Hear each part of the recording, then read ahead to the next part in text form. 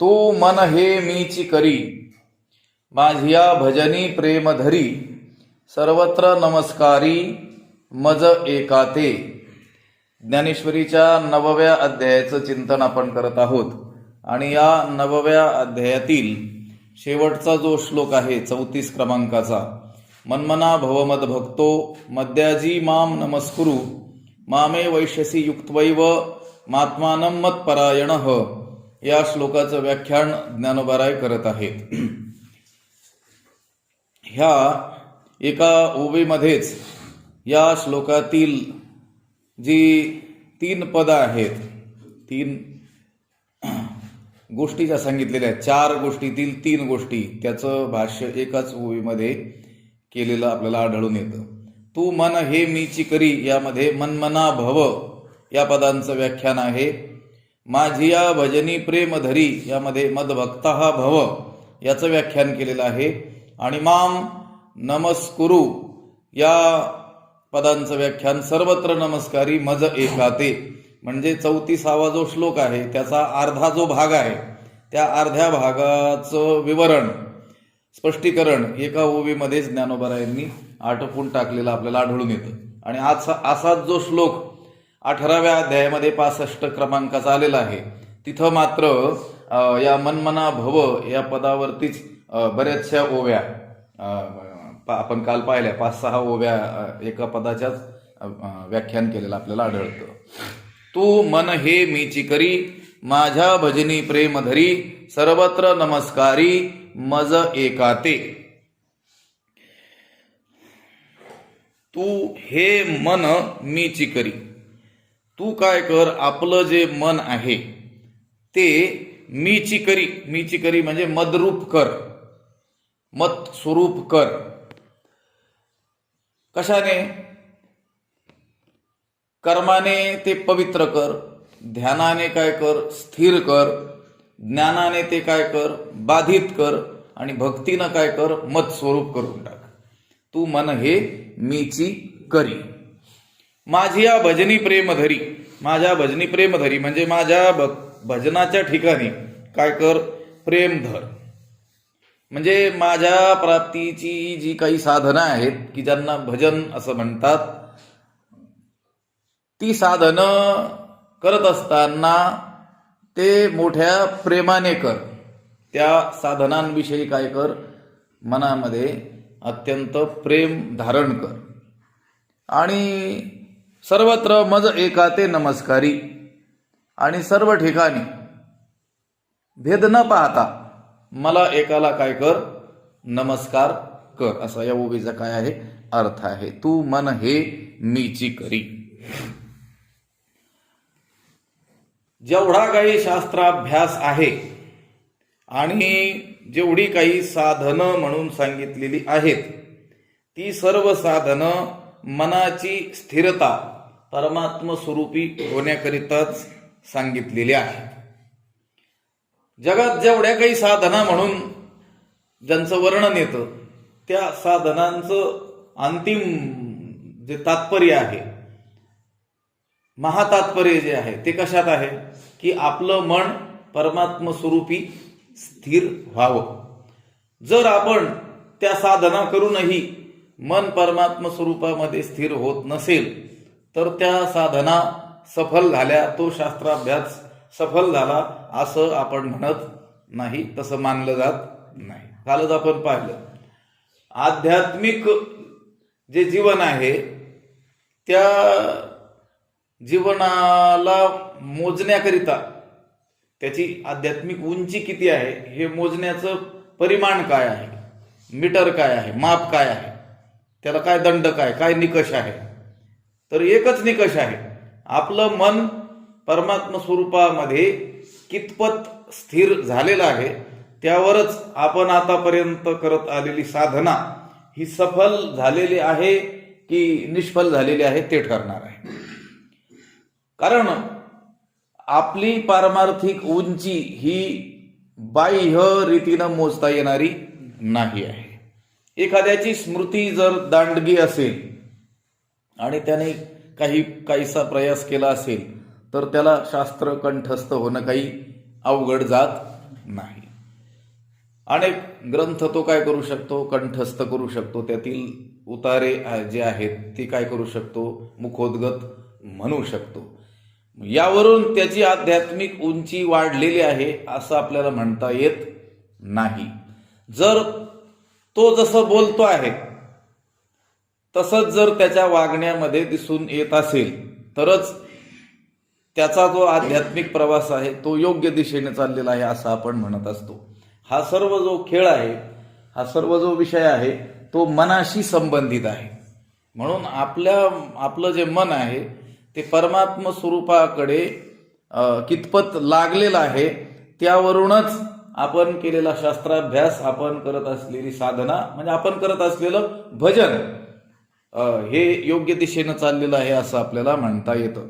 म्हणून मी म्हटलो त्याप्रमाणे सर्व शास्त्राभ्यास आणि सर्व साधना ह्या केवळ परमात्म स्वरूपी आपलं मन स्थिर करण्यासाठीच सांगितलेल्या आहेत. साधनाची सिद्धी मौन करा स्थिर बुद्धी. या साधनांची सिद्धी कशामध्ये आहे तर मौन करा स्थिर बुद्धी, बुद्धी स्थिर करा. लक्षात आलं का? आणि बुद्धी मौन करा. मौन करा म्हणजे तुमची संकल्प विकल्प करणं थांबवा आणि स्थिर करा. मन आपलं स्थिर झालंय का, मनाने अन्य संकल्प संसाराविषयीचे करणं सोडलंय का, यावरच आपल्या केलेल्या साधनांची सिद्धी काय आहे अवलंबून आहे. म्हणजे साधन सिद्ध झालं, साधन फळाला आलं असं त्याच वेळेस म्हणता येईल ज्यावेळेस आपली बुद्धी काय होईल, स्थिर होईल. साधनांची सिद्धीच त्यावरती काय आहे अवलंबून आहे. आता गोष्ट काय आहे की ज्याप्रमाणे इथं म्हणतात ना, तू मन हे मीची करी. तुझं मन काय कर, मत स्वरूपच करून टाक. मन आता मनपणाने वेगळं उरू देऊ नकोस. ते मन हे माझ्यातच काय करून टाक, पूर्णपणे लीन करून टाक असं सांगितलं ना. आता गोष्ट काय आहे, कोणतीही गोष्ट कोणत्याही गोष्टीमध्ये लीन जी होत असते, कोणती गोष्ट कोणत्या गोष्टीत लीन होते, ती अगोदरच काय असली पाहिजे, त्यांचं स्वरूप काय असलं पाहिजे, एक असलं पाहिजे. तरच ती गोष्ट त्या गोष्टीमध्ये काय होत असते, लीन होते, पूर्णपणे एक रूप होऊन जात असते. जसा मिठाचा खडा आपण समुद्रामध्ये नेऊन टाकला तर तो समुद्राशी काय होऊन जातो, एक रूप होऊन जातो. का एक रूप होऊन जातो तर कारण त्या मिठाचं स्वरूप, मूळ स्वरूप काय आहे, ते समुद्रापासूनच तयार झालं, म्हणजे वेगळं झालं. लक्षात आलं का? स्थूल रूपाला आलं आणि वेगळं झालं. आता तेच मीठ पुन्हा आपण त्या समुद्रामध्ये नेऊन टाकलं तर काय होऊन जातं, एक रूप होतं. त्या दोघांचा काय आहे, सजातीय संबंध आहे. मिठाचा आणि त्या पाण्याचा काय आहे, सजातीय संबंध आहे. त्याचप्रमाणे मन हे परमात्म स्वरूपी स्थिर झालं तर त्याच्याशी काय होऊन जाणार आहे, ते एक रूप होऊन जाणार आहे. कारण मनाचा आणि परमात्म्याचाही काय आहे, सजातीय संबंध आहे. चित्तम चिद इति विजानीयात तकार रहितो यदी तकारो विषयाध्यास. हा पाठीमागे सांगितलं होतं. चित्तम हा जो शब्द आहे चित्त, त्याच्यामध्ये एक तकार जर काढला तर खाली काय उरतं, चित्त. म्हणजे आपलं जे चित्त आहे, आपलं जे मन आहे ते चित्तच आहे. चित्त म्हणजे परमात्मा, ते परमात्म्याशी अभिन्नच आहे. पण मग भिन्न का झालं आणि वेगळाच का विचार करू लागलं तर त्याला एक तकार जास्त जोडल्यामुळं. तो तकार काय आहे, तकारो विषयाध्यास. हा विषयाध्यास हाच काय आहे, तो दुसरा तकार. तो दूर केला की उरतं काय, चित्त. मन हे राम झाले, मन हे राम झाले. प्रवृत्ती ग्रासोनी कैसे निवृत्तीसी आले. पण त्यांचे झाले, कोणाचे, संत पुरुषांचे. त्यांनी त्यांचा अनुभव सांगितलेला आहे. आपण आपला अनुभव असा कधी सांगू शकू, मन हे राम झाले, ज्यावेळेस मनपणाने उरणार नाही, ते आता परमात्म स्वरूप होऊन जाईल, त्याच वेळेस आपण काय म्हणू शकू, मन हे राम झाले, मन हे राम झाले. मी उदाहरण सांगत होतो, मीठ आणि पाण्याचा ज्याप्रमाणे काय आहे सजातीय संबंध आहे, त्याप्रमाणे या मनाचा आणि परमात्म स्वरूपाचा देखील काय आहे, सजातीय संबंधच आहे. ते स्वलाभ लाभलेपणे मनपणा ही धरुणीने शिवतले जैसे लवणे आपुले निज. ते स्वलाभ लाभलेपणे आपल्या स्वस्वरूपाशी ते ज्यावेळेस एक रूप होतं त्यावेळेस मनपणाने पुन्हा उरत नाही. उदाहरण देताना ज्ञानोबरायांनी दिलं, शिवतरे जैसे लवणे आपुले निज. आपलं निज, आपलं स्वरूप मूळ असलेलं जे पाणी, त्याच्याशी ज्याप्रमाणे ते लवण काय झालं, शिवतलं, म्हणजे त्याच्याशी काय झालं, मिळून गेलं. म्हणून अजूनही एका ठिकाणी त्यांनी सांगितलं, जैसे समुद्री लवण न पडे तव वेगळे अल्प आवडे, असं आहे. मग होय सिंधूची एवढे मिळे तेव्हा. समुद्री लवण न पडे, समुद्रामध्ये ते मीठ पडत नाही तोपर्यंतच अल्प आवडे, तोपर्यंतच ते काय आहे, वेगळ्या स्वरूपाने आपल्याला दिसणार आहे. पण मग ज्या वेळेस ते पडेल, मग होय सिंधूची एवढे मिळे तेव्हा. मग ज्या वेळेस ते मीठ त्या समुद्रामध्ये जाऊन पडेल त्यावेळेस ते केवढं होऊन जाईल, समुद्र रूपच होऊन जाईल. तसं मन हे आपल्याला हे वेगळं आहे तोपर्यंतच वाटतंय, जोपर्यंत ते अन्य विचार करतं आहे. परत त्याने अन्य विचार जर सोडून दिले आणि परमात्मा स्वरूपाचाच विचार केला, परमात्मा स्वरूपामध्ये बुडी जर त्याने मारली, तर मग केवढं होतं, ते परमात्मा स्वरूपच होऊन जातं. तैसे संकल्पोनी काढिले जयाचे मनची चैतन्य झाले. संकल्पापासून काढलं आणि परमात्मा स्वरूपी लावलं की त्याचं मनच काय होऊन गेलं, चैतन्य स्वरूप होऊन गेलं. चैतन्य आणि मन आता वेगळं राहिलेलं नाही. अजून एक उदाहरण त्यांनी सांगितलेलं एका ठिकाणी, पाण्यामध्ये पाणी टाकलं तर ते काय होऊन जातं, एक रूप होऊन जातं. किंवा बर्फ आहे, पाण्याहून आता तो वेगळा दिसणारा, वेगळ्या आकाराला, वेगळ्या रंग रूपाला प्राप्त झालेला जो काय आहे बर्फ आहे, पण त्याचं मूळ स्वरूप काय आहे, पाणीच आहे. ते पाण्यामध्ये टाकल्यानंतर काय होऊन जातं, ते एक रूपच ज्याप्रमाणे होऊन जातं. कठोपनिषदामध्ये सांगितलं, यथोदकम शुद्धे शुद्धम आसिक्तम तादृगेव भवती एवं मुनिर्विजानत आत्मा भवती गौतम. ज्याप्रमाणे उदक शुद्ध पाण्यामध्ये किंवा शुद्ध पाणी त्या पाण्यामध्ये आसिक्तम टाकलं असता, तादृगेव भवती त्याच्याप्रमाणे ते होऊन जातं, एकरूपच होऊन जातं. एवं मुनिर्विजानत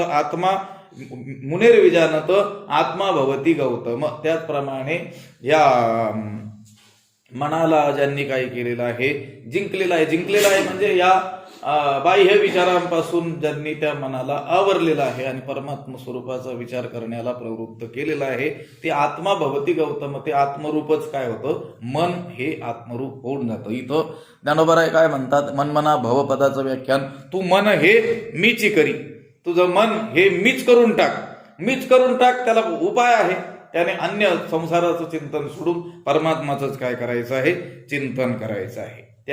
हे जे मन आहे भगवंताच्या ठिकाणी जे स्थिर करायचं आहे, ते स्थिर करण्याचा उपाय म्हणजे भगवंताची अनन्य भावानं काय करणं, भक्ती करणं हा आहे. म्हणून मग पुढं ते म्हटलेले आहे, माझी या भजनी प्रेम धरी. लक्षात आलं का, मद्भक्ता हा भव, माझ्या भजनी प्रेम धरी. माझ्या भजनाच्या ठिकाणी तू काय कर, प्रेम धारण कर. मन हे आपण होऊन काय परमात्म्याकडे जाणार नाही. लक्षात आलं का, आपोआप काय एक दिवस सांगितलं नव्हतं का, लोकांना विचारलं चला कीर्तनाला, प्रवचनाला, पाठाला, ते म्हणा आम्हाला आवड नाही. आवड अगोदर निर्माण कशी काय होईल, घरी बसून, म्हणजे अजून त्याचा अनुभवच घेतलेला नाही. ते गोड आहे की कडू आहे की आंबट आहे की तुरट आहे याची अजून जाणीवच झालेली नाही, तर मग त्याच्याविषयी गोडी कशी काय लागेल, गोडी लावावी लागेल. हे मन कधीही आपण होऊन परमात्मा स्वरूपाचा विचार करणार नाही. सांगतात जुने लोक, उदाहरण म्हणून, ही माशी सर्व ठिकाणी बसते, कोणतंच ठिकाण तिला निषिद्ध नाही आहे. कशाला, ही घरमाशी जी असते ना, ती माशी सर्व ठिकाणी बसते, परंतु विस्तवावरती कधी काही बसत नाही. कारण तिला ठाऊक आहे, विस्तवावरती बसली की मी आता माशी रूपाने पुन्हा उरत नाही, माझं अस्तित्व संपून जाणार, डिपॉझिट जप्त होणार तिचं. लक्षात आलं का, त्याप्रमाणे या मनाला ठाऊक आहे. काय ठाऊक आहे, अन्य कोणत्याही गोष्टीचा विचार केला तरी मन या रूपाने आपण पुन्हा शिल्लक राहणार आहोत. पण भगवंताचा विचार जर करू गेलो तर मग पुन्हा आपल्याला काय अस्तित्व शिल्लक राहणार नाही. म्हणून ते आपण होऊन मन परमात्मा स्वरूपाचा विचार करण्याकडे प्रवृत्त होत नाही, त्याला ते लावावं लागतं. लक्षात आलं का, मगाशी बोलून गेल्याप्रमाणे सर्व शास्त्राभ्यास आणि सर्व साधना ह्या मनाला परमात्म स्वरूपामध्ये स्थिर करण्यासाठीच आहे. हा सगळा खटाटोप कशासाठी आहे? या मनाला संसाराचा विचार करण्यापासून परावृत्त करून भगवंताचा विचार करायला लावण्यासाठीच हा सर्व शास्त्राभ्यास, सर्व शास्त्रांची रचना, सर्व संतांचा उपदेश आणि जेवढ्या काही साधना त्यांनी सांगितलेल्या आहे या सगळ्या साधनांचं तात्पर्य त्याच्यात आहे. कारण एकदा मन त्या परमात्मा स्वरूपाकडे गेलं की कामच झालं ना. थोडे आहे चित्त साह्य झाली. ते चित्त, ते मन जर साह्य झालं म्हणजे काय झालं? ते शुद्ध झालं, स्थिर झालं, परमात्मा स्वरूपाकडे जाऊ लागलं, तर मग तुमचं काम संपलेलं आहे. तसं एखाद्या मुलाला शाळेत नेऊन अगोदर घालावं लागतं बरेच दिवस, कुठपर्यंत? त्याला शाळेची गोडी लागेपर्यंत. मग तुम्हाला तो जो प्रयास करायचा आहे कोणता? त्याला रोज सकाळी उठवून त्याचं आवरून दप्तर घेऊन शाळेपर्यंत नेऊन गोडी गुलाबीनं त्याला तिथपर्यंत नेऊन घालायचं. हा जो खटाटोप आहे हा कुठपर्यंत आहे? तो आपण होऊन जोपर्यंत शाळेमध्ये जायला प्रवृत्त होत नाही तोपर्यंत. एकदा का तो आपण होऊन शाळेमध्ये जायला लागला की तुमचा हा जो प्रयास आहे हा आता संपला. उलट तुमच्याकडून लवकर आवरलं नाही तर तोच सांगेल मला शाळेला काय होतो आहे, उशीर होत आहे, लवकर आवरा म्हणून. लक्षात आलं का? हा, मग तसंच या मनाचं काय आहे? एक चांगलं आहे की जे देखील या गोडीच्या ठाया सोके म्हणून अनुभव सुखाची कौतुके दावीत जाईजे. दावीत जाईजे, दाखवत जा. लक्षात आलं का? काय दाखवत जा? की परमार्थ मार्गामध्ये गोडी आहे. लक्षात आलं का? विषयामध्ये ज्या गोडीच्या अपेक्षेनं तो जीव प्रवृत्त होतो आहे आणि अज्ञानानं त्याला तिथं सुखाचाही काय येतोय, अनुभव येतो आहे. सुख नाही आहे तिथं, पण तो सुखाभास आहे, त्याला सुख त्याने कल्पिलेलं आहे अज्ञानाने. इथं मात्र काय आहे? खरोखर सुखच आहे, सुख सोडून दुसरं काहीच नाही. पण याची गोडी त्या मनाला काय करावे लागेल? दावीत जायचे, दाखवत जा. मग दाखवत जा म्हणजे प्रयास आला की नाही तिथं? लक्षात आलं का? मी काय बोलत होतो? एखाद्याला सांगितलं भजनाला या, तर ते काय म्हणतात? आम्हाला त्यामध्ये आवड नाही म्हणून मग आम्हाला जे आवडत नाही ते आम्ही करत नाही. अरे पण तुला आत्ता जे जे आवडतं ते जे जे करतोस ते सगळंच पूर्वीपासून आवडत होतं का? करता करता काय झालं? त्याच्यामध्ये काय झाली? गोडी निर्माण झाली आणि तेच करायला प्रवृत्त झाले. परंतु ते जे तुम्ही करत आहात ते विनाशाला कारण आहे.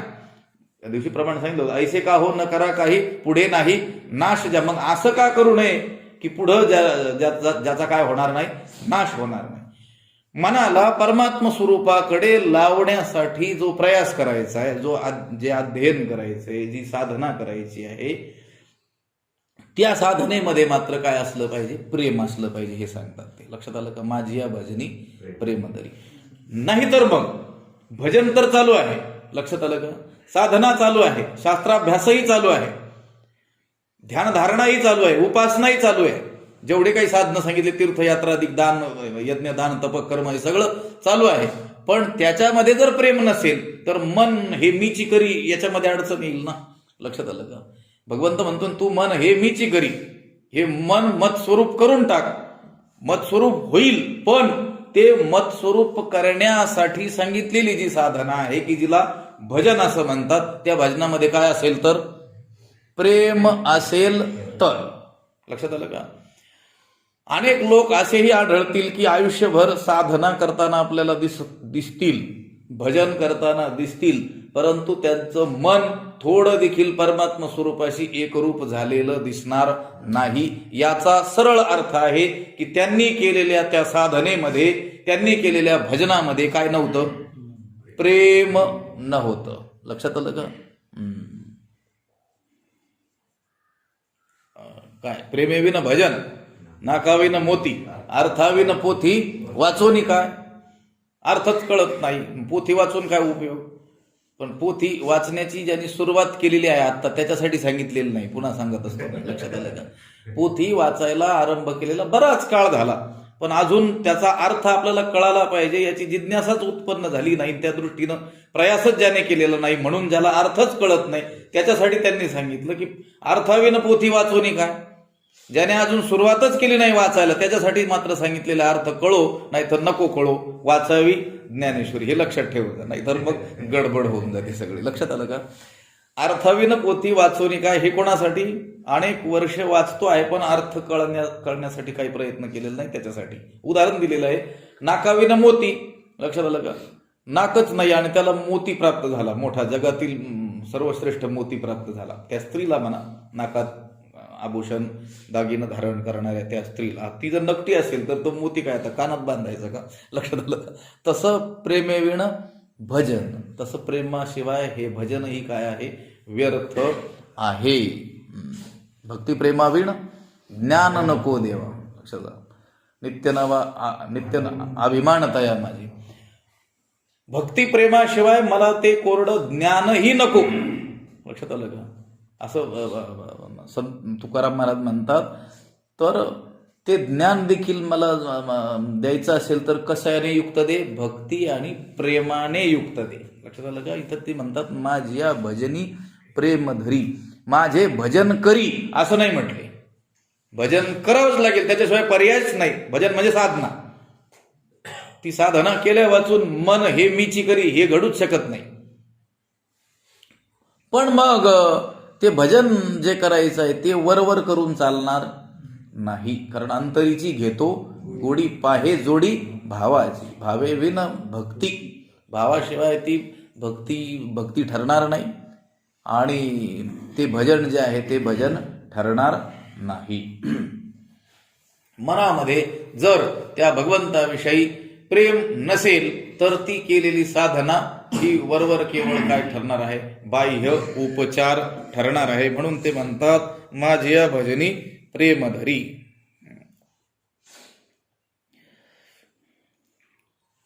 हे बघ, त्या मनाला भगवत स्वरूप करण्याकरिता, भगवंताकडं लावण्याकरिता, मी मगाशी बोलून गेल्याप्रमाणे ते आपण होऊन काही जाणार नाही. त्याला काय करावी लागेल? प्रथम गोडी लावावी लागणार आहे. लक्षात आलं का? त्या मनाला चुचकारावं लागणार आहे, त्याला समजावून काय करावं लागणार आहे?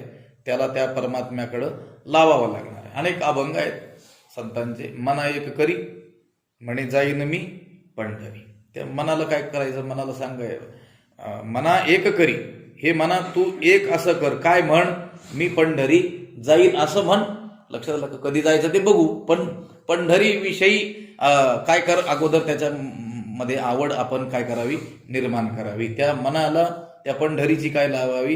गोडी लावावी.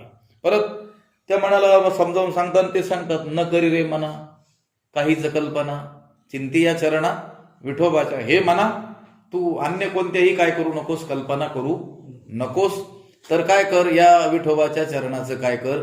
चिंतन कर. असं त्याला काय करायचंय? वेळोवेळा समजावून सांगायचंय. देवाची पायी देई मना बुडी, नको धावू उडी इंद्रियांची. हे म्हणा, या इंद्रियांची उडी धावू नको, तर काय कर? देवाचे पायी बुडी देई. हे म्हणा, देवाच्या चरणी काय कर? तू बुडी दे. या इंद्रियांचं ऐकू नकोस, इंद्रियांची उडी धावू नकोस.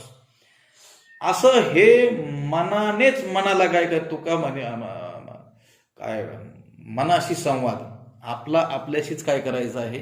संवाद करायचा आहे. ते मला वाटतं वृक्षवल्ली आम्हा सोयरी वनचरिताचा शेवट चरण आहे ते. आपलाची संवाद आपणाशी, आपणच आपल्या मनाशी काय करायचं आहे? संवाद करायचा आहे, त्याला समजावून सांगायचं आहे. नाथ महाराज म्हणतात, हिरा हा हे दुसरा कशानेही चिरल्या जाऊ शकत नाही. लक्षात आलं का? त्या हिरा ठेविता ऐरणी, वाचे मारिता जो गणी, तोची मोल पावे खरा करणीचा होय चोरा. लक्षात आलं का? तो हिरा त्या ऐरणीवर ठेवून वरून घनाने घाव घातले तरी तो फुटत नाही.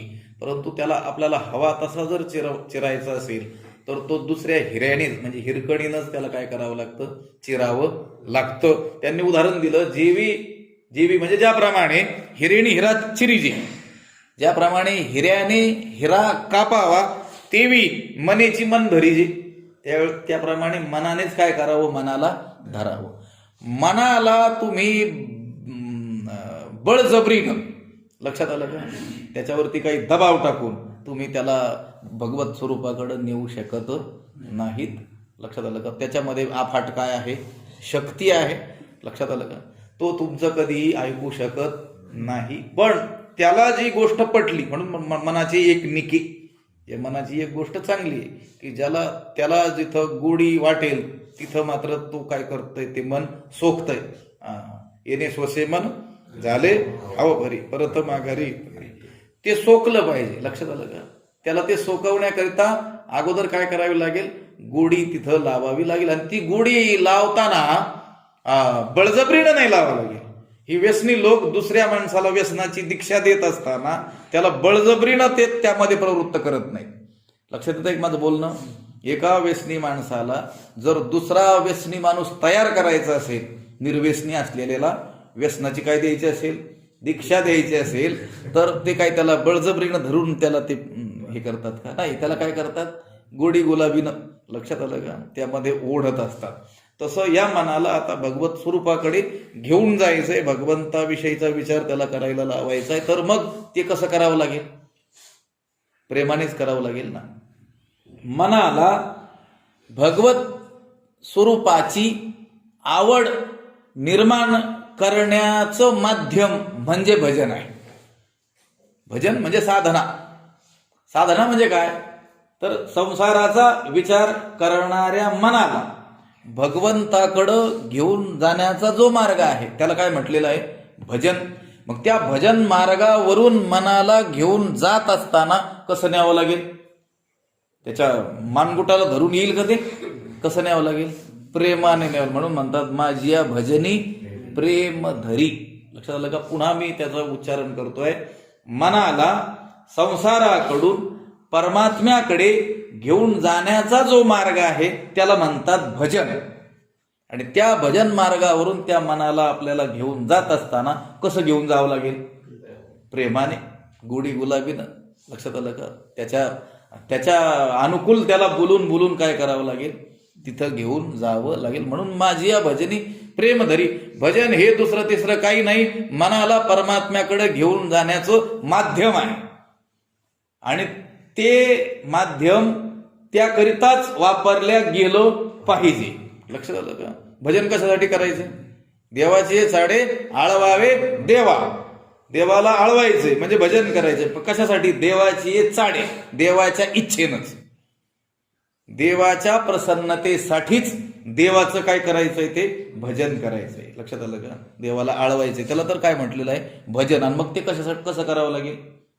प्रेमानेच करावं लागेल ना. ते काय औपचारिकता उगा आता देवाने काही कोप करू नये आपल्यावरती किंवा आलय परंपरेने म्हणून मग आता करत असतो आम्ही एकादशीला भजन. मग काय करता?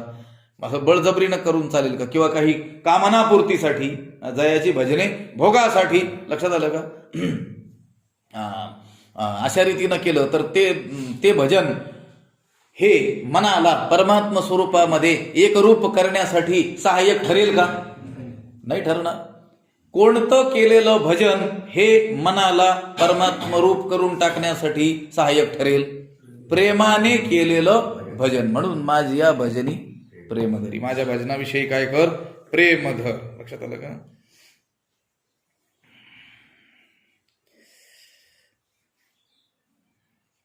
हे बघा, प्रेमा वाचून कोणतीही जी गोष्ट केली जाते ती कशी असते? नीरस अशी असते. लक्षात आलं? तुमच्या व्यावहारिक उपचारांचा जो भाग आहे, आदरातिथ्याचा जो भाग आहे, तो सुद्धा त्यात प्रेम असेल तरच काय होतं? गोडी निर्माण होते. लक्षात आलं का?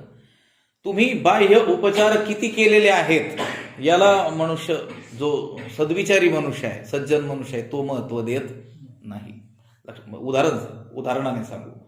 एखाद्याच्या घरी अतिथी म्हणून आपण गेलेलो असताना त्याने आपलं आदर आतिथ्य केवढ्या मोठ्या रीतीनं केलेलं आहे याला मोल नाही, तर त्याने किती प्रेमाने केलेलं आहे त्याला महत्व आहे. लक्षात आलं का? आता खूप मोठे श्लोक आहेत पण आता वेळ होईल. लक्षात आलं का?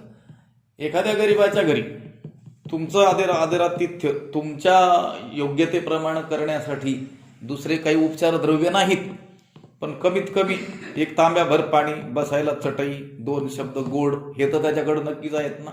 आणि तेवढ्याने देखील मनुष्य काय होऊन जातो, प्रसन्न होऊन जातो. परंतु एखाद्या मोठ्या महालामध्ये आपण गेलेलो आहोत आणि अगदी राजाप्रमाणे आदरातिथ्य आपलं जरी केलेलं असलं, पण ते मनातून केलेलं नसेल तरी देखील त्यामध्ये रुची वाटत नाही. पण मी शब्द बोलून गेलो सज्जनांना, लक्षात आलं का? कोटग्यांना नाही, लक्षात आलं. शब्दांकडं लक्ष ठेवायचं. जो विचारी पुरुष आहे त्याला त्यामध्ये काहीही आनंद वाटणार नाही. मग जर जो सामान्य संसारी विचारी असलेला मनुष्य त्याला देखील प्रेमाविन केलेल्या उपचारांमध्ये रस वाटत नसेल, तर तो जो परमात्मा आहे त्याचं जे भजन करायचं आहे, जी साधना करायची ती प्रेमा वाचून केली तर त्याला ती कशी स्वीकारणीय ठरेल? त्याच्याकडून त्याला आवडेल का ती? किती केलंय भजन, किती मोठ्या प्रमाणात साधना केलेली आहे याला महत्व नाही, किती प्रेमाने केलेले आहे एवढंच तो पाहणार आहे. रात्रभर भजन केलं की 1 तास केलं याला महत्व नाही, प्रेमाने केलं की नाही याला फार काय आहे, महत्व आहे. आणि त्या प्रेमाने थोडा काळ केलेल्या त्या साधनेनं देखील मन हे परमात्म स्वरूपाकडे हळूहळू का होईना जाण्यास काय होणार आहे, मदत होणार आहे. म्हणून माझी या भजनी प्रेम धरी सर्वत्र नमस्कारी मज एका ते. आणि सर्व ठिकाणी भेद न पाहता मला एकाला काय कर, नमस्कार कर. सर्व ठिकाणी व सर्व रूपाने परमात्माच नटलेला आहे असे समजून मला काय कर, नमस्कार कर, असं भगवंत अर्जुनाला सांगतात. सर्वत्र नम वै नम मीची एकू, मलाच एकाला काय कर, सर्वत्र नमस्कार कर. असं केल्याने काय होईल, सर्व वृत्तीचा मनोवृत्तीचा विषय काय होऊन जाईल, एक परमात्माच होईल. आणि हा देह हा अहंकार काय होईल, नष्ट होईल. आणि जीव हा परमात्मा स्वरूपाशी एकरूप होईल. देह आणि देह संबंधे निंदावी, इतर वंदावी स्वान शुकरे, है ना. वंदिन मी भूते असं म्हटलेलं आहे. जे जे भेटे भूत ते मानिजे, हा भक्तियोग निश्चित जाण नाही. लक्षात आलं का? म्हणून सर्वत्र नमस्कारी मज एका ते. आता सर्वत्र नमस्कार मला एकाला करायचा म्हटलं तर मग भेद बघून चालणार नाही. लक्षात आलं का? म्हणून तर म्हटलं जे जे भेटे भूत ते मानिजे भगवंत. तो भगवंतच आहे. सर्वांमध्ये एक रूपाने तो काय आहे, अनुस्यूत आहे. अशा बुद्धीनच आपण काय करू शकतो, सर्वत्र नमस्कार करू शकतो. नाहीतर मग आपल्याकडून नमस्कार केला जाऊ शकत नाही. पाठीमागं एका चिंतन करताना आपण पाहिलं होतं की दुसऱ्याला नमस्कार करण्यासाठी आपल्या मनामध्ये नम्रतेची मोठी भावना असावी लागते. त्याच वेळेस तो नमस्कार त्याच्याकडून होऊ शकतो. लक्षात आलं का?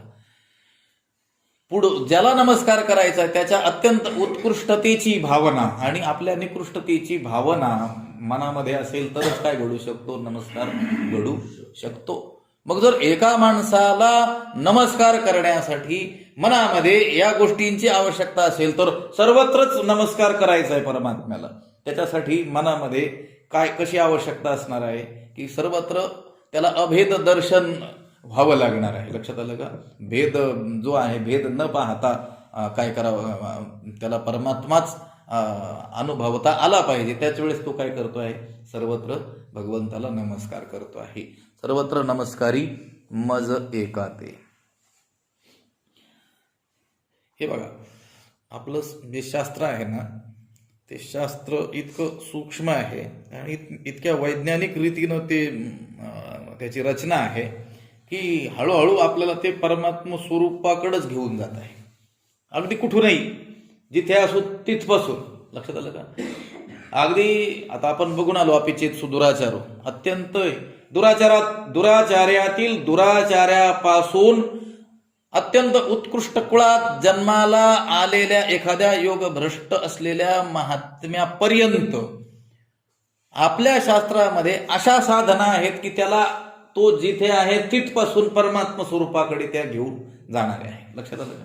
म्हणून अगोदर या सर्वत्र नमस्कार जो करायचा आहे त्याच्यासाठी सुरुवात कुठंतरी नमस्कार करून करावी लागणार आहे ना. जो कुठेच नमस्कार करत नाही तो सर्वत्र नमस्कार कसा काय करू शकतो? म्हणून मग कमीत कमी मातृदेवो भव, पितृदेवो भव, आचार्य देवो भव, अतिथी देवो भव हे सांगितलेलं आहे. कमीत कमी आपल्या आई वडिलांना तरी काय कर, देव मानणारा हो, म्हणजे त्यांची पूजा कर, त्यांना नमस्कार कर. आचार्यांना देव मान, म्हणजे त्यांना नमस्कार कर. अतिथी देवो भव, त्या अतिथीला काय कर, भगवंत स्वरूप समजून त्याला वंदन कर. आणि नंतर विभूतीही सांगण्यात आलेले आहे की ही माझी विभूती आहे, ही माझी विभूती आहे, यामध्ये माझं वास्तव्य आहे, वृक्षामध्ये हे मी आहे, याच्यामध्ये मी आहे. तर मग तिथं तरी दिव्यत्वाची काय यावी, त्या सामान्य बुद्धीच्या मनुष्याला काय यावी, प्रतीती यावी, आणि त्याने तिथे काय करावा, नमस्कार करावा. मग असं हळूहळू करता करता त्याच्या विचारांची पातळी ही उंचावेल, लक्षात आली. आणि एक दिवस तो काय करील, सर्वत्र नमस्कारी मज एकाते. लक्षात आलं का? म्हणून तू मन हे मीची करी, माझी या भजनी प्रेम धरी, सर्वत्र नमस्कारी मज एकाते. तैसे सर्वत्र माते भजता, सर्व मी होता अहंता, निशेष जाऊनी तत्वता मीची होसी. तैसे सर्वत्र माते भजता, त्याप्रमाणे सर्वत्र मला भजला असता, सर्व मी होता, मीच सर्व होऊन गेलो असता, अहंता निशेष जाऊनी, ती अहंता जी आहे समोर जाऊन, तत्वता मीची होसी, तत्वतः मीच तू होऊन जाशील. म्हणून तू मन हे मीची करी, माझिया भजनी प्रेम धरी, सर्वत्र नमस्कारी मज एकाते. तू हे आपलं मन मत स्वरूप कर. लक्षात आलं का? ते मी सुरुवातीला बोलून गेलो, मत स्वरूप करत असताना कसं करायचंय ते मन अगोदर काय झालं पाहिजे, पवित्र झालं पाहिजे, स्थिर झालं पाहिजे. लक्षात आलं का? मग ते काय होईल, मत स्वरूप होऊन जाईल, भगवत स्वरूप होऊन जायचं. म्हणजे जे अशुद्ध असलेलं मन ते लगेच भगवत स्वरूप होईल असं कसं? त्याला काय करावं लागेल, आपल्याला शुद्ध करावं लागेल, त्याला काय करावं लागेल, स्थिर करावं लागेल. लक्षात आलं का? त्याचं वास्तव स्वरूप काय आहे ते जाणून घ्यावं लागेल, आणि मग ते भगवंताशी काय होईल, ते एकरूप होऊन जाईल. जे अशुद्ध असलेलं मन आहे ते भगवंताशी एकरूप कसं काय होईल, होणार नाही ना.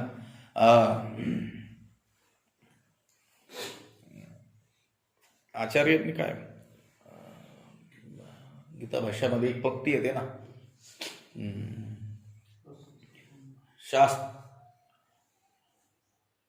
शास्त्र आचार्योपदेश संस्कृतम मन आत्मदर्शने कारणम.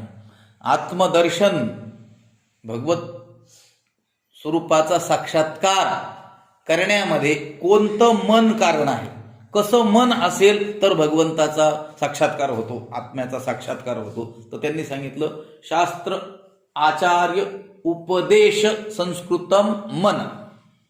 शास्त्राचा उपदेश, आचार्यांचा म्हणजे गुरूंचा उपदेश, त्याचं परिपालन केल्याने सुसंस्कारित झालेलं जे मन आहे ते परमात्म दर्शनामध्ये हेतू आहे. मग आपल्याला परमात्म दर्शन करायचं असेल तर ते परमात्म दर्शन करण्यासाठी ज्या शुद्ध अशा मनाची गरज आहे, त्या मनाची शुद्धता, स्थिरता कशाने प्राप्त होईल, तर शास्त्राचा उपदेश आणि आचार्य म्हणजे गुरूंचा म्हणजे संतांचा उपदेश. म्हणून तो मगाशी आपण सुरुवातीचं सूत्रच बोलून गेलो होतो की सर्व शास्त्राभ्यास आणि सर्व साधना ह्या मनाला परमात्म स्वरूपाकडे स्थिर करण्यासाठीच आहेत. म्हणून आपल्याला काय करावं लागेल, तर शास्त्रांचं जे अध्ययन करायचं आहे, गुरूंच्या उपदेशाचं जे आपल्या जीवनामध्ये पालन करायचं आहे, लक्ष त्यांची आज्ञा परिपालन करायची, ती देखील इथंच आहे सगळं. माझी या भजनी प्रेम धरी, ती प्रेमपूर्वक करायची आहे, श्रद्धापूर्वक करायची आहे, मोठ्या निष्ठेनं ती करायची आहे. शास्त्राभ्यास करत असतानाही तो शास्त्राभ्यास कशासाठी करायचा आहे हा हेतू मनात धरून, कोणता हेतू मनात धरायचा, परमात्म दर्शनासाठीच मला हा शास्त्राभ्यास करायचा आहे. मला ही जी साधना करायची आहे, भगवंताचं भजन करायचं आहे, ते देखील कशासाठी करायचं आहे, भगवंताच्या प्रसन्नतेसाठीच, त्याच्या साक्षात्कारासाठीच करायचं आहे. असं ह्या समजुतीनं जर आपण हे करत गेलो तरच काय होणार आहे, तू मन हे मीची करी, हे मन काय होऊन जाईल, भगवत स्वरूप होऊन जाईल. कारण जर आपण तो केलेला शास्त्राभ्यास किंवा ती केलेली साधना जर आपण काही सांसारिक हेतून केलेली असेल तर मनाचा परमात्म्याशी एकरूप होण्याचा काही संबंध नाही आहे. शास्त्राभ्यास करणारे लोक काय थोडे आहेत का जगामध्ये, लक्षात आलं का? परंतु वाचा विवेकस्त्व विवेक एव, त्यांचा जो विवेक आहे, शास्त्राच्या अध्ययनाने प्राप्त झालेला तो कोणता विवेक आहे? वाणीचा विवेक आहे. आणि त्यांनी सांगितलं वाणीचा विवेक हा खरा तर अविवेकच आहे. वाचा विवेकस्त्व विवेक एव, वाचा विवेक तू अविवेक एव, तो अविचारच आहे. तोंड भरो का विचारा आणि अंतरी विषयाशी थारा. तोंड मात्र विचाराने भरून गेलेलं आहे. तोंड उघडलं की त्याच्यातून बाहेर काय पडतात? विचारच विचार. लक्षात आलं का? अभंग, ओव्या, श्लोक, लक्षात आलं का? ऋचा, मंत्र. पण अंतरी विषयाशी थारा. अंतरामध्ये जी गोडी धारण केलेली आहे ती कशाविषयी केलेली आहे? विषय. मग कसं काय मन मीची करी? लक्षात आलं का? हे मन मीची करी म्हणजे मत स्वरूप करून टाक, भगवंताशी एक रूप ते करायचं आहे. तर त्याच्यासाठी माझी या भजनी प्रेम धरी. लक्षात आलं का? प्रेमपूर्वक त्याचं काय करावं लागणार आहे? सतत चिंतन करावं लागणार आहे. त्याचंच काय करावं लागणार आहे? अनुसंधान करावं लागणार आहे. भागवतामध्ये असा श्लोक आहे, विषयान ध्यायतश्चित्तम विषयेषु विसज्जते माम अनुस्मरतश्चित्तम मय्येव प्रविलीयते.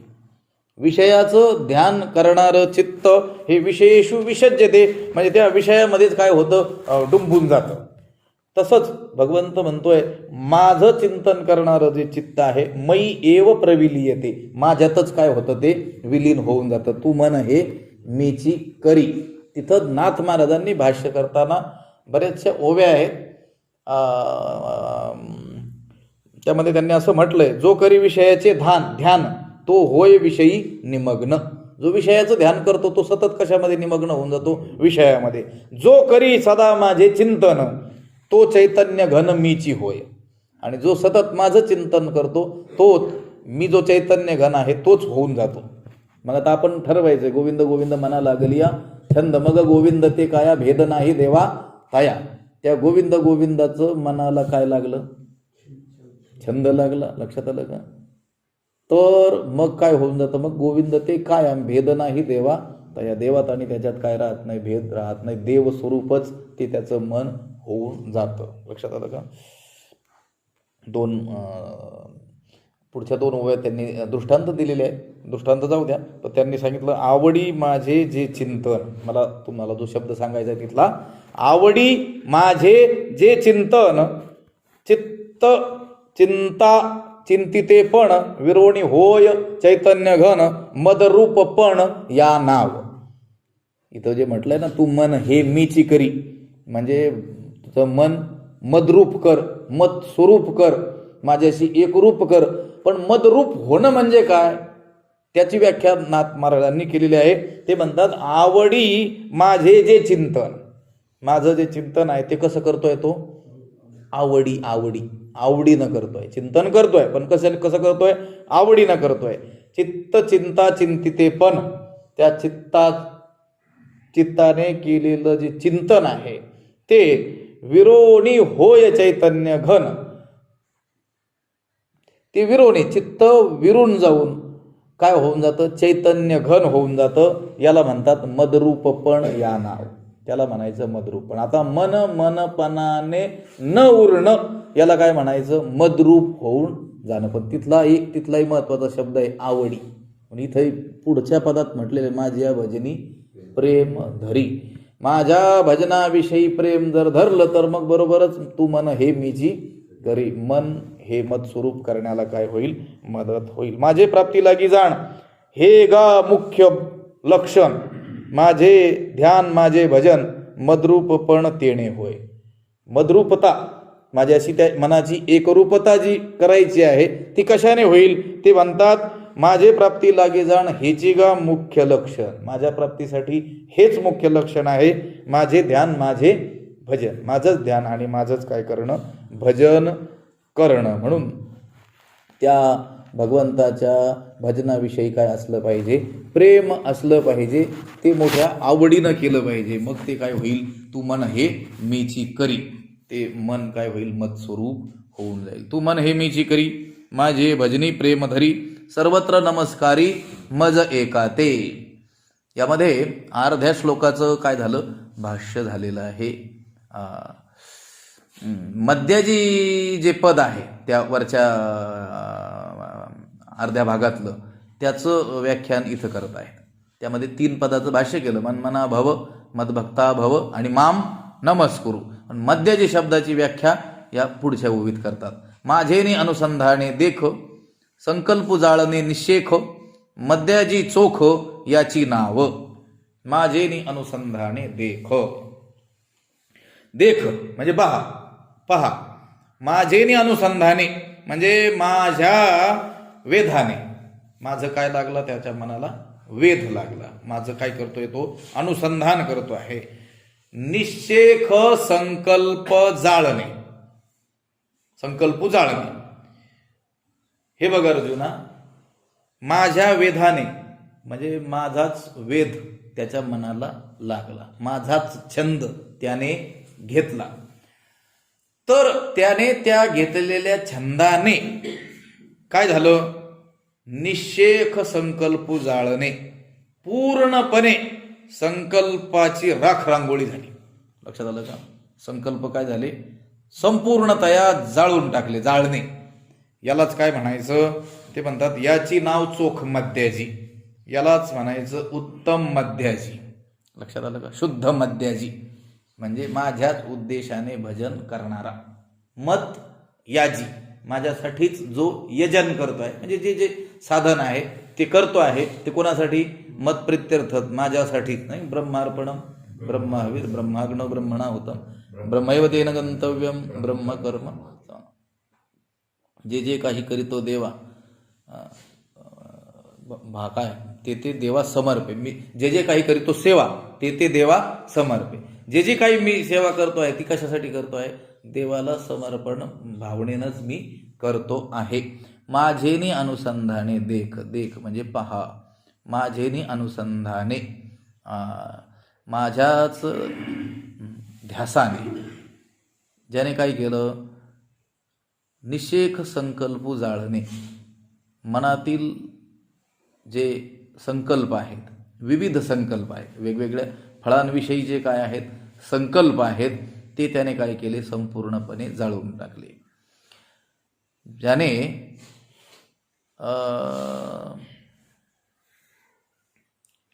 चौथ्या अध्यायामध्ये काय केलेलं आहे, वेगवेगळ्या यज्ञांचं वर्णन केलेलं आहे.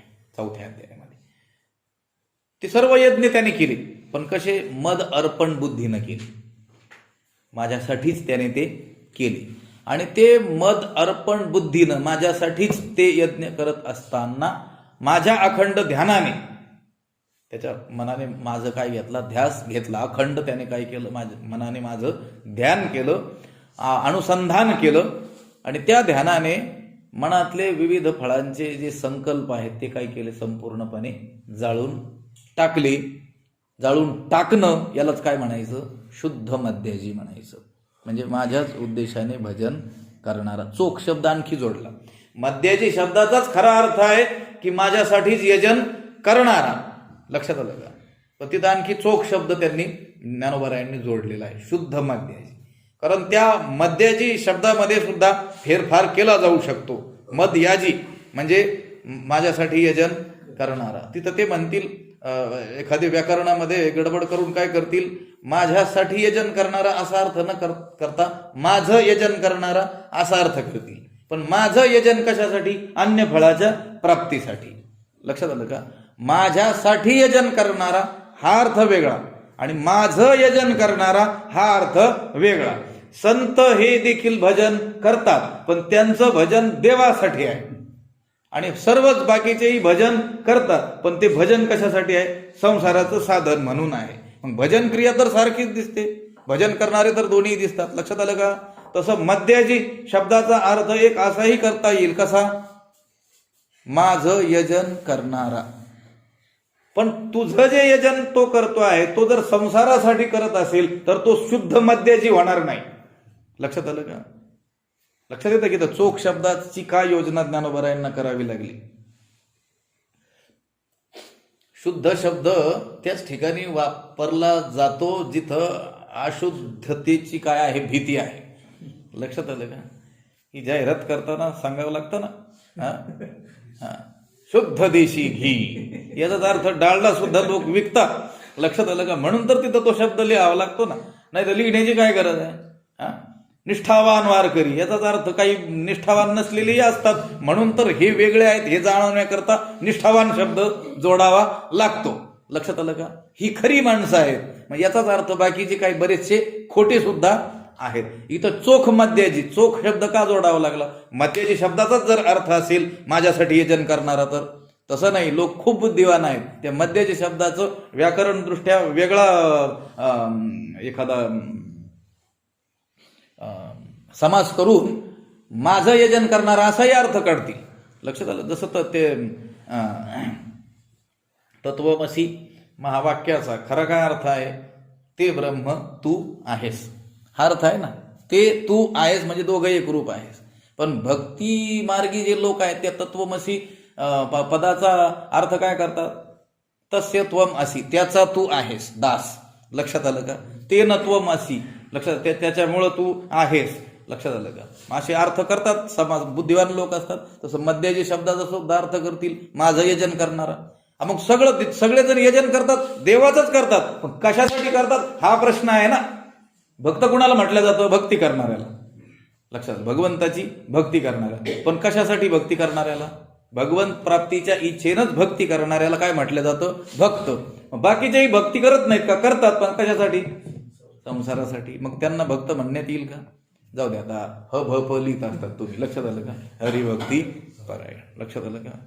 हरीची भक्ती हीच ज्यांना श्रेष्ठ स्थान आहे, किंवा हरीच्या भक्तीला ज्यांच्या जीवनामध्ये सर्वात वरची जागा आहे. लक्षात आलं का? त्याला काय म्हणायचं? हरिभक्ती परायण. लक्षात आलं का? आता जर त्याच्या नावापुढं ह भ प लिहिलंय, पण हरीची भक्ती किंवा हरीसाठी केलेली साधना याला अग्रक्रम नाही आहे त्याच्या जीवनात, तर तो ह भ पास होऊ शकेल का? नसणार आहे ना. म्हणून आणखी काही जोडण्याची गरज पडते लोकांना. शिंग आणि शेपूट म्हणत असतात त्याला. गोष्ट काय, इथं चोख शब्द जोडलेला आहे मद्याजीला. यालाच शुद्ध मद्याजी म्हणतात. केवळ माझं यजन करतो म्हणून तो मद्याजी जरी झाला तरी शुद्ध मद्याजी होणार नाही. मग शुद्ध मद्याजी कशाला म्हणतात? मद्याजी चोख याची नाव. कोण? माझेनी अनुसंधाने देख संकल्प जाळणे निश्चेख. संपूर्ण रीतीनं त्याने काय केले? संकल्पच जाळून टाकले. त्याला म्हणायचं शुद्ध मद्याजी. लक्षात आलं का? आता त्याला परमात्म्याशिवाय त्याच्या मनामध्ये काहीच नाही. माझं अखंड काय करतो आहे? तो अनुसंधान करतो आहे. आणि त्या अखंड अनुसंधानाने त्याने आपल्या मनातील विविध जे संकल्प आहेत ते निश्चेख जाळणे संपूर्णतया काय केले? जाळून टाकले. त्याला म्हणायचं शुद्ध मद्याजी. लक्षात आलं? त्याला म्हणायचं शुद्ध मद्याजी. शुद्ध माझं यजन करणारा, माझ्यासाठीच यजन करणारा. मी सांगितलं 4थ्या अध्यायामध्ये वेगवेगळ्या यज्ञांचं काय केलेलं आहे? वर्णन केलेलं आहे. द्रव्य यज्ञास, तपो यज्ञास, यज्ञ योग यज्ञास तथा परे. लक्षात, द्रव्य यज्ञ असेल, तप यज्ञ असेल, द्रव्य यज्ञ सुद्धा असेल, योग यज्ञ असेल, अनेक यज्ञांचं काय केलेलं आहे? वर्णन केले गेलेलं आहे. ज्ञान यज्ञ असेल. ठीक आहे, या सर्व यज्ञांचं आचरण आपल्या जीवनामध्ये तो करतो आहे. पण त्या यज्ञांची वेगवेगळी म्हणून वर्णिलेली जी फळं आहेत त्या फळाविषयी त्याचं मन नाही आहे. लक्षात आलं का? अनेक यज्ञांचं जे वर्णन केलं आणि त्या यज्ञांची ती फळं म्हणून शास्त्रामध्ये जी प्रतिपा दिलेली आहेत त्या फळावरती त्याची नजर नाही आहे. यज्ञ तो करतो आहे.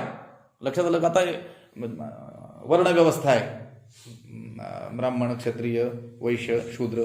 पुन्हा त्याच्यात आश्रम व्यवस्था आहे, ब्रह्मचर्य, गृहस्थ, वानप्रस्थ आणि संन्यास. आता आपापल्या वाट्याला आलेलं जे कर्म आहे त्यानुसार ते कर्म आपल्याला करावंच लागणार आहे. ज्याचं जे सामर्थ्य, ज्याची तशी इच्छा, त्यानुसार ती कर्म त्याला काय केलेली आहेत? ही काम्यकर्म सुद्धा काय केली आहेत? सांगण्यात आलेली आहेत. तो ती कर्म करताना दिसतोय सुद्धा, पण मात्र ते कर्म ज्याच्यासाठी वर्णिलेलं आहे शास्त्रात त्या फळावरती त्याची नजर नाही. त्याचं अनुसंधान कुठं आहे? परमात्म्याकडे आहे. म्हणून गृहस्थी पुरुष काही सामान्य फळाच्या अपेक्षेनं एखादं कर्मकांड करताना दिसत असला आणि अगदी तसंच कर्म एखादा निस्पृह मनुष्य सुद्धा करताना दिसत असला तरी त्याच्यामध्ये महद अंतर आहे. गृहस्थी पुरुष अमुक अमुक विशिष्ट कर्म हे विशिष्ट फळाच्या अपेक्षेनं करत असेल तर तो जो महात्मा आहे तो तेच कर्म करतो आहे, पण त्याला त्या विशिष्ट फळाची अपेक्षा नाही आहे. त्याने ते संकल्पच काय करून टाकलेले, जाळलेले आहे. लक्षात अहो हे आता कर्मकांडाचं वर्णन आहे, त्याच्यामध्ये खूप संकल्पही करावा लागतो की नाही. ब्राह्मण आपल्याकडून संकल्प करून घेतात की नाही, लक्षात आलं का. आधी मग किती मोठा संकल्प उच्चारतात ते. साऱ्या पूजेचा खर्च असतो 1000 रुपये, मागून घेतात सगळे, पृथ्वीचंच दान मागून घेतात. लक्षात आलं का. तसं याने काय केलेलं आहे, त्या विविध फळांचे जे संकल्प आहेत ते मनातून पूर्णपणे काय केलेले आहेत, निश्चेष पूर्णपणे काय करून टाकले आहेत, जाळलेले आहेत. त्याला म्हणायचं शुद्ध मध्याचे. लक्षात आलं का. आपण हे जे संत महात्मे आहेत त्यांना जे भक्त म्हणतो, तुकोबराय भगवंताचे भक्त आहेत, नामदेवराय भगवंताचे भक्त आहेत. लक्षात आलं का. सर्व संत हे भगवंताचे काय आहेत, भक्त आहेत. मग आपणही भक्ती करतो, आपल्यालाही वाटतं आपण भक्त आहोत, पण आपण आपली तुलना त्यांच्याशी करू शकतो का. आपल्याला ठाऊक आहे आपली भक्ती कशासाठी आहे आणि त्यांची भक्ती कशासाठी होती. लक्षात आलं का. ते त्यांनीही काय केली, पंढरीची वारी केली, त्यांनीही काय केलं, भजन केलं, त्यांनी काय केली, साधना केली. आणि तशीच साधना आपल्याही जरी जीवनात दिसून येत असली तरी देखील अनुसंधान कुठे आहे त्याच्यावर महत्व आहे ना. लक्षात आलं का. ते म्हणतात माझेने अनुसंधाने देख. माझं अखंड जे ध्यान करत असताना निश्चय संकल्प जाळणे, मनातील विविध फळांचे संकल्प पूर्णपणे काय केले, त्याने जाळले. यालाच म्हणायचं शुद्ध मध्याजी. शुद्ध मध्याजीचा अर्थ आहे माझ्याच उद्देशाने भजन करणारा, हे त्याला काय आहे, नाव आहे. नाहीतर मग आता कर्माचा जर विचार केला तर तुकाराम महाराज तर म्हणतात, तुम्ही त्या होम हवन करत असताना, ती वैदिक कर्मे करत असताना काय करतात, त्याच्यात तीळ टाकावे लागतात, तांदूळ टाकावे लागतात. तीळ जाळीले, तांदूळ कामक्रोध तैशीची खळ. काय केलं म्हणे, किलोभर तांदूळ जाळले आणि तीळ जाळले, कामक्रोध तसेच राहिले ना. लक्षात आलं का. ती गोष्ट काय होती, बाह्य होती. ते काय होतं, एक प्रतीक होतं. त्यातून आपल्याला सांगायचं होतं की जसं आपण आता या तिळाची आहुती देत आहोत, लक्षात आलं का, तिलांजली, लक्षात आलं का, तीळ टाकत आहोत, तांदूळ टाकत आहोत, यज्ञ सामग्री त्यामध्ये टाकत आहोत, तर हे बाह्य प्रतीक आहे. महत्वाची गोष्ट काय आहे, आपल्याला याचप्रमाणे काय करायचं आहे, तर आपले काम क्रोध हे नष्ट करायचे आहे. पण ते तसे ठेवून आपण कितीतरी तांदूळच जाळून टाकले. तुकाराम महाराज म्हणतात तीळ जाळलेले तांदूळ, काम क्रोध तैशीची खळ. काम क्रोध मात्र तसेच काय केलेले आहेत, ठेवलेले आहेत. बर, हे जे बाह्य उपचार आपण करतो किंवा कर्मे आपण करतो, सामान्य माणसं ही कोणत्या तरी फळाच्या अपेक्षेने करत असतात. तसं काय प्रवृत्त होत नाही. लक्षात आलं का. प्रयोजनमानुद्दिश्य न मंदोपी प्रवर्तते. या जगातला वेडा माणूस सुद्धा काहीतरी प्रयोजन असल्याशिवाय काहीतरी करायला तयार होत नाही. मग बघ शहाणे कसे काही तयार होतील. जर वेडाच मनुष्य प्रयोजन रहित असं काही करत नसेल तर शहाणी माणसं तर काही करतच नाही. काहीतरी फायदा, काहीतरी लाभ, त्यातून काहीतरी फळाची प्राप्ती, याच्यासाठी त्यामध्ये काय होताना दिसतात, प्रवृत्त होतात आणि मग ती कर्म करत असतात. आता ठीक आहे, त्यातून ते भगवंताचंच यजन करतात. आता आपण विषय बघून आलो या 9व्या अध्यायामध्ये. भगवंताला त्या गोष्टीचा विस्मय वाटतोय, आश्चर्य वाटतंय की यजन माझं करतात आणि इच्छितात काय, संसार इच्छितात. लक्षात आलं का. जो यज्ञ पुरुष जो आहे मी, त्याला चुकून मागतात काय, संसारच मागतात. लक्षात आलं का. एवढ्या सायासे पुण्य अर्जिजे, मग संसारू काय इच्छिजे. लक्षात आलं का. सायासाने पुण्य काय करतात, अर्जन करतात. हे यज्ञादी कर्मे करणं म्हणजे काही सोपी गोष्ट आहे का. कर्म धर्म नव्हती सांग उन्या अंगे पतन. थोडंसं ऊन अधिक झालं तर पतन होण्याची शक्यता आहे, पण ते देखील करतात. लक्षात आलं का. अगदी काटेकोरपणे त्याचं पालन करतात, पुण्य अर्जन करतात, पण इच्छितात काय, संसारू इच्छिते. लक्षात, संसाराचे काय करतात, इच्छा करतात. तिथं त्यांनी उदाहरणं दिलेली आहेत ना. करुणी नाही, चांगल्या रीतीनं स्वयंपाक करून काय करतात, काही मोलासाठी काय करून टाकतात, ती विकून टाकतात. लक्षात आलं का. म्हणजे रांधवणी नाही, ती वेगळी, कानी केवी भरावी ती वेगळी उभी. रांधवणी रस सोय निकी, करोणी रस हा रांधोनिया रस सोय नेकी करोनिया मोले विकी. भोगासाठी अविवेकी धाडीती धर्म. अविवेकी पुरुष भोग प्राप्त होण्याकरिता एवढा अर्जन केलेला जो धर्म आहे, पुण्य आहे, ते काय करतात, दौडून टाकतात म्हटले. जसं ती स्त्री तिनं उठून रांधवण करून खूप मोठ्या कष्टाने काय करावं, स्वयंपाक करावा आणि थोड्याशा पैशासाठी काय करावं, विकून टाकावं. लक्षात आलं का? आता खूप मोठा विषय होईल खरं तर. पुण्य विक्रते मातेचे गमन. कालच एक अभंग बाजूला काढून ठेवलेला आहे मी. आता स्वामीजींकडे जाण्याची वेळ आलेली आहे ना, 4-6 अभंग ते आपले लक्षात असले पाहिजे. आता मोठी साधना करून, अभ्यास करून, मोठी सेवा करून एखादा मनुष्य काय करतो, या परमार्थामध्ये एखादी स्थिती प्राप्त करतो. परंतु काहीशा अल्प लाभापोटी काय करतो, तो पुण्य विकायला तयार होतो. हरिकथा विकणं म्हणजे काय विकणं आहे, पुण्य विकणं आहे. पण ते पुण्य विकरा ते मातेचे गमन असं म्हटलेलं आहे, आणि ते भाड खाणं असं सांगितलेलं आहे तुकाराम महाराजांचे शब्द थोडे कठोर आहेत. लक्षात आलं का? तसं हे यज्ञाधिक जी कर्मे आहेत संसारिक पुरुष करतो आहे, मोठ्या कष्टाने ती आचरतो आहे, पण कोणत्या तरी फळाच्या संकल्पाने ती आचरतो आहे. पण इथं ज्यांचं वर्णन आहे शुद्ध मद्याजी ज्यांना म्हटलेलं आहे, ते कोणाला म्हटलेलं आहे तर माझेने अनुसंधाने देख संकल्प जाळणे निषेख. भगवंताचंच चिंतन करत असताना, अखंड ते ध्यान करत असताना त्याने काय केलेलं आहे, आपल्या मनातील विविध फळांचे जे संकल्प आहेत ते काय केले आहेत, पूर्णपणे जाळूनच टाकलेले आहेत. आता संकल्प तो नाही दुजा महाराजा विणतो. लक्षात आलं का? तुकाराम महाराज अभंग आहे, संकल्प तो नाही दुजा. आता दुसरा संकल्पच नाही, महाराजा विणतो. त्या पांडुरंगा वाचून आता आमचा दुसरा संकल्पच नाही. लक्षात आलं का? आणि आता त्यांच्या मनात जे संकल्प आहेत कशाविषयी आहेत, परमात्म्याविषयी. सत्य संकल्पाचा दाता नारायण. आपण कोणतंही काम हाती घेतो त्याला म्हणतो हे सत्य संकल्प दाता नारायण. तसं नाही, परमात्म्याच्याच प्राप्तीसाठी केलेला संकल्प त्याला दाता नारायण म्हणजे नारायण सहाय्यक होणार आहे. आता तुम्ही विहीर खाण्याला घेतली, सत्य संकल्पाचा दाता तिथं खांदील का येऊन तो? लक्षात आलं का? सत्य संकल्प म्हणजे सत्य स्वरूप असलेला जो परमात्मा, त्याच्या प्राप्तीचा संकल्प, त्याच्यामध्ये सहाय्यक कोण होतो, तोच होतो. लक्षात आलं का? आता आपल्याला भेटायला येणारा एखादा मनुष्य मोठ्या प्रेमाने निघालेला आलेला आहे, परंतु काहीतरी अडचणीत सापडलाय, तर तो इथं पोहोचलेला नसताना सुद्धा आपल्याला निरोप आल्यानंतर आपण त्याला आणायला जातो. लक्षात येतंय का? काय म्हटलो मी? आपल्याकडून कोणत्याही फळाची अपेक्षा न करणारा, केवळ प्रेमानेच भेटायला येणारा एखादा मनुष्य येत असताना मध्येच अडचणीत सापडलाय, त्याला दुसरीकडे कुठं नव्हतं जायचं, जाता जाता नव्हतं भेटायचं, भेटायलाच येत होता. लक्षात आलं का? तर आपण त्याची अडचण दूर करण्याकरता आपलं स्थान सोडून जातोत की नाही जात? तसं भगवंताच्याच प्राप्तीचा संकल्प, जो सत्य संकल्प, तो संकल्प ज्याने केलेला आहे त्याच्या संकल्प पूर्तीमध्ये सहाय्यक कोण आहे? दाता नारायण. लक्षात आलं का? तो नारायणच त्याला मग घेऊन जाणार आहे. लक्षात आलं का? नाहीतर मग आपलं कुठेही काही जोडीत नाही बसायचं. लक्षात आलं का?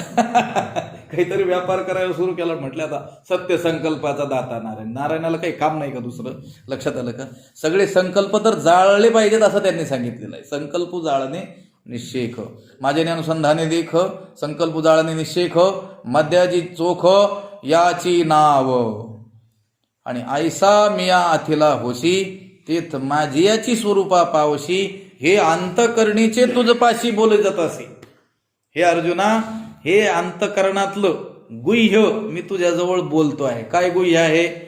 ऐसा मिया अथिला होशी. तू ज्या वेळेस अशा योगाने काय होशील?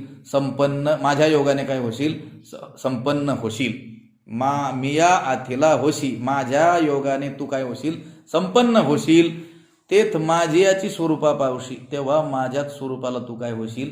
प्राप्त होशील. म्हणजे भगवंताला प्राप्त व्हायचं असेल तर हे असं व्हावं लागेल. हे सर्टिफिकेट आहे त्याचं. ऐसा मिया अथिला होशी तेथ माझियाची स्वरूपा पावसी. हे अंतकरणीचे तुझपाशी बोली जात असे. अत्यंत गुह्यातील जी गुह्य गोष्ट आहे, अंतकरणात जी दडवून ठेवलेली गोष्ट आहे, ती काय करतो आहे? मी तुझ्याजवळ बोलतो आहे. हे अंतकरणातलं रहस्य मी तुझ्या पुढे काय केलेलं आहे? प्रकट केलेलं आहे. अथिला म्हणजे संपन्न, म्हणजे युक्त. हे बघा, ज्या ठिकाणी मन असतं तत्संबंधीच माणसाचा काय असतो, अहंकार असतो. जिथं जिथं मन असतं त्या संबंधीच त्याला काय असतो, अहंकार असतो. त्याचा मनोबुद्धीपाशी अहंकारू जिथं मन असतं, बुद्धी असते, तिथंच कोण येत असतो, अहंकार देखील तेथे त्याला करमत नाही यांच्या वाचून. लक्षात आलं का? म्हणून जिथं मन लागतं त्याच्याविषयी मनुष्य काय करतो, अहंकार धारण करतो. जिथं ज्याची बुद्धी असते त्याच्याविषयीच काय करतो, तो अहंकार धारण करतो. गोष्ट अशी आहे,